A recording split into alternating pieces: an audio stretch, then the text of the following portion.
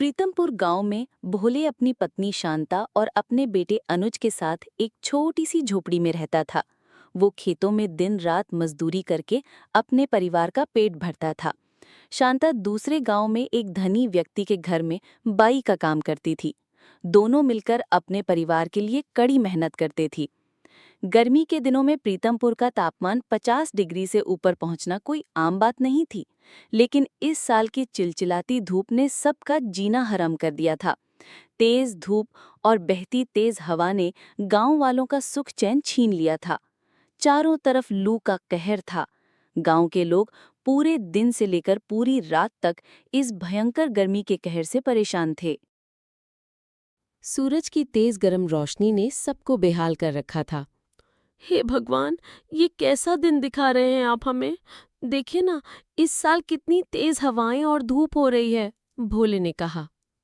इस चिलचिलाती धूप और बहती तेज हवा में घर से निकलना भी मुश्किल हो गया है।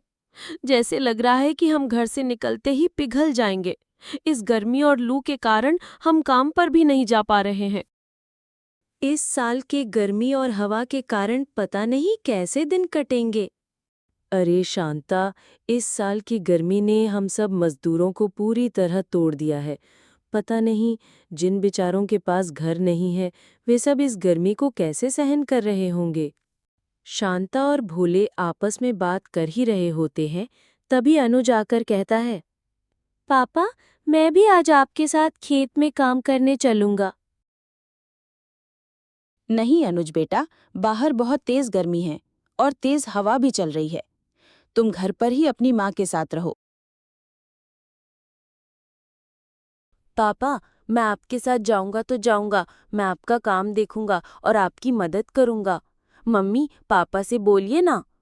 बेटा हर बात पर जिद नहीं करते हैं। बाहर बहुत तेज धूप है।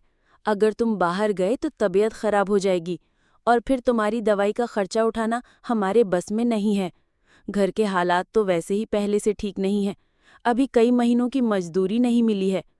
पता नहीं इस महीने का राशन और सब्जी कैसे आएंगे। तुम घर पर ही रहो, इसी में सबकी भलाई है। शांता, जब घर में राशन और सब्जी खत्म हो गए थे तो तुमने मुझे पहले क्यों नहीं बताया? भोले, मैं तुम्हें कैसे बताती कि घर में अब कुछ नहीं बचा है। तुम्हारा भी तो काम नहीं चल रहा। इस तेज गर्मी में मैं खुद ही सोच रही थी कि क्या करूं।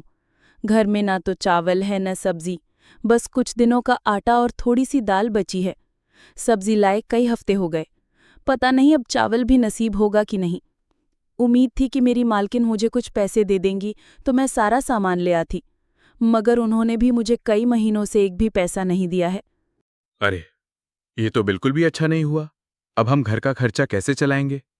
अगर हम तीनों में से किसी की तबीयत खराब हो गई तो हालात और भी बिगड़ जाएंगे। मैं कल सुबह धनी सेठ के घर जाकर उनसे थोड़ी मदद मांगूंगा।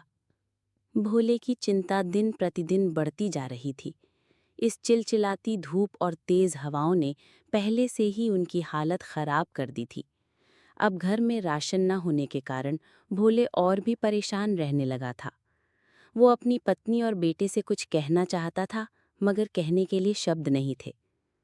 तभी अनुज कहता है, मम्मी पापा, अगर हमारे पास पैसे नहीं है तो क्या हुआ, हम खेत में कुछ उगाकर तो खा सकते हैं ना, जैसे पिछली बार आपने मक्के की रोटी खिलाई थी। बेटा, वो मक्का अब हमारे खेत में नहीं है, उसे ही बेचकर अब तक घर का खर्च चला रहे थे। अब वो भी नहीं बचा। चिलचिलाती धूप और तेज हवाओं ने सारी फसलें बर्बाद कर दी हैं। भोले, मैं तो कहती हूँ कि क्यों ना हम सरपंच जी से बात करें। उन्होंने इस महीने पूरे गांव वालों को राशन देने का वादा किया था। हाँ, तुम सही कह रही हो। हमें सरपंच जी से मदद मांगनी चाहिए, मगर उनसे मदद मिलना आसान नहीं होता। कभी वो मिलते ही नहीं और कभी घर पर ही नहीं रहते। अगर उन्होंने हमारी मदद करने से मना कर दिया तो? लेकिन अगर उन्होंने मदद कर दी तो हमारी मुश्किलें कम हो जाएंगी। हाँ, मैं कोशिश करूंगा। अब वे सब बातें कर ही रहे थे, तभी उनके कमरे में एक गर्म हवा की तेज लहर आई। वो उनके शरीर को छूती हुई बाहर निकल गई। सभी उस गर्म स्पर्श को महसूस कर सकते थे। हो, हे ऊपर वाले, ये गर्मी और तेज हवाएं तो रुकने का नाम ही नहीं ले रही हैं। न जाने आने वाला दिन कैसा होगा। इस लू से हम सब कैसे बचेंगे? भगवान हमारी मदद करो।